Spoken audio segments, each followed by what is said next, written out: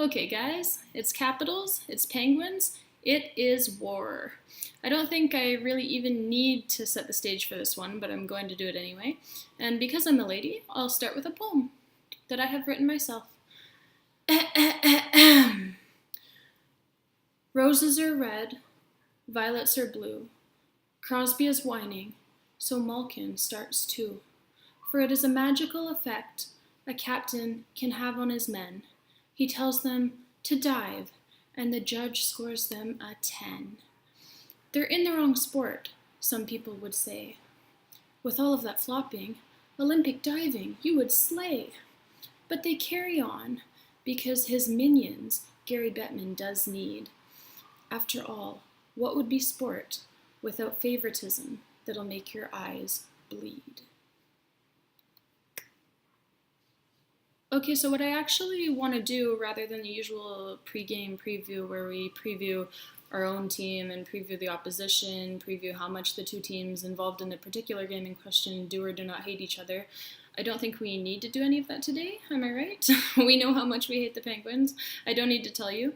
So what I want to do instead is dive into this long-standing Alex Ovechkin versus Sidney Crosby debate. Who's better? Who has more talent? Who's the better overall player? Who has better hair, nicer eyes? Whose shits are bigger? Because you just know that NBC would ask that question if they could. Well, I'll start with past history, individual accolades, etc. And I'll start from the very beginning, because where else do you really want to start? Alex Ovechkin, in his rookie year, beat out Sidney Crosby for the Calder Trophy as the league's top rookie, and Ovechkin finished that rookie season, I'm sure we all remember, but he finished that rookie season with 52 goals and 54 assists for a whopping 106 points. Sidney Crosby finished his rookie season with 39 goals and 63 assists for 102 points. Sid also racked up 110 penalty minutes in that rookie season, no doubt 90% of those coming as a result of him forgetting his pacifier in the locker room and subsequently having to release his terrible twos like bitchiness on the referees instead. Temper tantrum after temper tantrum after temper tantrum, and this, of course, would be the start of a pattern that still has not ended to this day. Moving on, since the rookie season, Ovechkin has 3 Hart trophies as the league's MVP to Crosby's 2. Ovechkin as well has 6, count them, 6 Maurice Rocket Richard trophies as the league's top goal scorer to Crosby's 2. And by the way, no one else has ever won the Rocket Richard trophy more than 2 times. But yes, you did hear me right, Ovechkin has 6 of them. The dude is not human. And both Ovechkin and Crosby have won the Ted Lindsay Award 3 times each, and of course that one's for the most outstanding player in the National Hockey League as voted by your peers. So there's obviously a decided edge in the personal hardware for Ovechkin. And now let's look at some other numbers. And before I start, I want to ask you guys something. Because what do you think is actually more important in the game of hockey? More important / harder to do? Being the guy who scores the goal, or being the guy who passes it to the guy who passes it to the guy who scores the goal? Pretty laughable question, right? Pretty easy answer? Okay, well, Alexander Ovechkin on this beautiful day of November 10th, 2017 has scored a whopping 571 NHL goals already. Sidney Crosby has scored 387. So, it's kind of like when you see that lost little Chihuahua puppy following around the big bulldog, trying to figure out how the bulldog seemingly does everything so easily. Ovechkin, bulldog, Crosby, Chihuahua, and a neutered one at that, or I guess technically it would be spayed. Ovechkin also has 1,053 career points, got a little too excited there, to Crosby's 1,040. And I know what Penguins fans are going to be saying about that one. They're going to be saying, oh, but Sidney's played so fewer games than Ovechkin because Sidney's been injured so much. Well, Penguins fan just entering puberty, while that may be true, and it is true, isn't part of being the best player in the world being able to actually, be on the ice regularly? I mean, that's kind of step 1, isn't it? Let me tell you something about Sidney Crosby, and I don't mean to be rude, but you could lightly caress that guy on the shoulder with a daffodil petal and he'd be out for 3 months with a concussion. I mean, aren't hockey players supposed to be tough? Isn't that kind of the idea? Ovechkin's durability throughout his NHL career is something to be celebrated. And what I've seen from Ovi in 12 plus seasons now in the NHL, you could run that guy over with a 20-ton dump truck and he wouldn't miss a shift. Remember the legendary game where Ovechkin had his nose broken by the Habs, and not only did he not miss a shift, but he actually went on to score 4 goals in that game, including the game winner in overtime. Now, seriously, can you guys imagine Crosby with a broken nose? There's not enough tissue or Adele songs in the world to clean that one up. He'd be crying more than he did when those hooligan Caps fans were throwing hats onto the ice for an Ovechkin hat trick. My God, how dare they? It's not as if it's a hockey tradition or anything. How dare they? Now, we all know what these North American analysts would like to say about Ovechkin, and I do use the term analyst extremely lightly.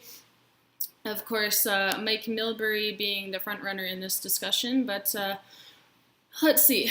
What would our good old friend Mike Milbury have to say about Ovechkin today? He's Russian. He's a commie. He probably doesn't even like hockey. It's just a convenient way to infiltrate the United States. Do you really think it's a coincidence that he plays for Washington, D.C. of all teams? It's a trick. 1 minute a slap shot to the back of the net, the next minute a slap shot to the president's head. Okay, but how is a slap shot to the current president's head even a bad thing, though? The point is he's a commie, okay? He can't be trusted. And then, of course, there's what all of your I've been a diehard Pens fan since 2009 Penguins fans will have to say about the matter. That usually goes something like this. But Crosby has Stanley Cups. Okay, great. But hockey is a team sport. There's 22 other guys on the team, and but Crosby has Stanley Cups. Yes, you've mentioned that already, but like I said, team sport, and actually when you look at the individual's own contributions to his team, Ovechkin is greater and has more. But Crosby has Stanley Cups. Dude, yes, we get it. But do you get anything about the sport that you're pretending to know shit about? This isn't basketball where one guy can play the whole game and can make the outcome one way or another. This is hockey. 5 skaters, 1 goalie on the ice at all times, another 13 skaters on the bench waiting to get their shifts in. You need your teammates in this sport, man. If your goalie sucks, you can't win. If your defense sucks, you can't win. If your secondary scoring doesn't come through, you can't win. A singular guy like an Ovechkin or a Crosby is only playing 20 minutes tops of a 60-minute game. But Crosby has Stanley Cups.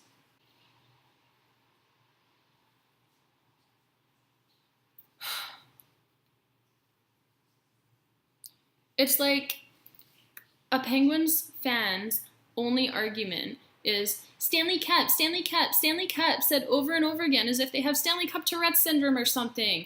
It's like, Stanley Cup, na na na na boo boo, I'm rubber and you're glue. They are idiots, and you can't talk logic with an idiot because idiots are not logical. And there you go, folks. I just saved you hours upon hours of arguing with a brick wall at Capital One Arena tonight. The bottom line is, would the Penguins not have Stanley Cups if they had Ovechkin? I don't think so. And likewise, would the Caps have won the Stanley Cup by now if they had Crosby? Again, I don't think so. If you look at both of these guys in the playoffs throughout their careers, you'll start to see a pattern. And that pattern is that while they both have always hovered around being a point-per-game player in the playoffs, again, with most of Ovechkin's points being goals and most of Sidney's points being secondary assists. Anyways, the pattern is that Sid piles up points in the early parts of series and is largely quiet in elimination games, while Ovechkin, on the other hand, has always been highly productive in elimination games, despite what, the popular belief would have you believe, as we hear so much from Mike Milbury and others. But he has always been highly productive in elimination games if you look at the numbers throughout his entire career. So the moral of the story, kids, is that just as you should not judge a book by its cover, you should not judge an individual player's greatness by what his team does in the postseason. It is silly. And now looking strictly at how the Ovechkin-Crosby comparison affects tonight's game, let's look at this season's numbers. This will be fun if you're a Caps fan. Because first off, Ovechkin has as many goals this season as Crosby has points. 13 goals in 16 games for Ovi, and 13 points in 17 games for Sid. Crosby has a measly 5 goals on the season. That's right, I can fit them all on one hand. And Ovechkin has 18 points already. And the cherry on top, of course, is that Crosby is already a negative 12 on the season. Oh, but he's such a good defensive player, though, right? Ovi has an even rating this season for those keeping score at home. I definitely am. And I can only hope that the hockey gods will bless us with a little bit of justice tonight and that Pierre Maguire will somehow catch a harmless case of strep throat before puck drop and be rendered mute for the next 3+ hours. If not, I'm sure you're all familiar with the Pierre Maguire drinking game. Bottoms up. Cheers, Caps fans. Penguins fans, eat shit.